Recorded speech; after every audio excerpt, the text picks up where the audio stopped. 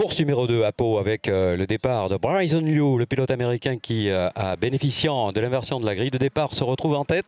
Il va garder cette position quelques centaines de mètres ensuite et c'est l'attaque d'Enzo Valente, voilà, qu'on aperçoit à ses côtés déjà dans la ligne droite. Pas de souci également pour souligner les performances de ce duo animé par Julien Arion qui va se retrouver très rapidement à même de pouvoir jouer le podium, un podium en tout cas qui est en train de se dessiner, sauf évidemment pour ce garçon qui va partir dans les pneus.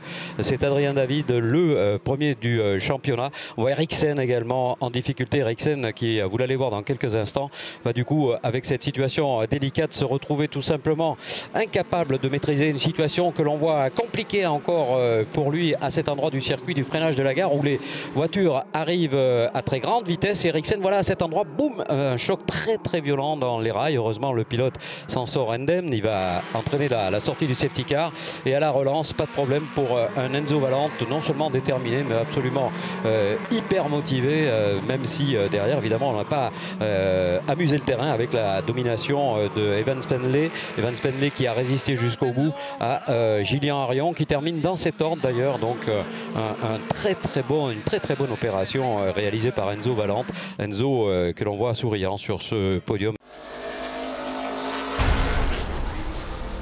La course 2 avec le jeune Adjar qui ne réussit pas à faire le moindre tour, alors que là on voit le départ depuis la corde qui était plus favorable pour Adrien David. Adrien qui profite tout de suite dès le premier tour pour s'échapper. La sortie d'Evan Spenley malheureusement, le numéro 33, et la domination sans partage pourrait-on dire pour ce garçon Adrien David qui va savourer bien entendu ses tours clairs parce qu'il n'a pas été gêné par qui que ce soit durant l'intégralité de cette manche. Et derrière par contre la bataille a été absolument furieuse et magnifique avec le pilote belge Van der Hens qui revenait depuis la 11e position sur la grille de départ et qui se bat pour les toutes premières places avec le numéro 7, le volant Whitfield, Jules Mettetal. Jules qui a tout essayé, tout tenté pour aller chercher cette place. Bon, malheureusement ça ne s'est pas terminé pour lui comme il l'aurait souhaité, mais je crois qu'il a fait démonstration de tout le talent qu'il a déjà mis en avant pour obtenir ce volant Whitfield. Et on le voit, hein, ça a été vraiment très compliqué pour rester à l'équilibre. La piste était détrempée. Arrivé à Oscar, là on a cru un instant qu'il pourrait passer par l'extérieur.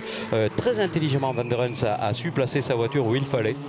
On pourrait dire là exactement la même chose d'ailleurs pour celui qui va la remporter cette épreuve. C'est Adrien David qui va faire des gros points.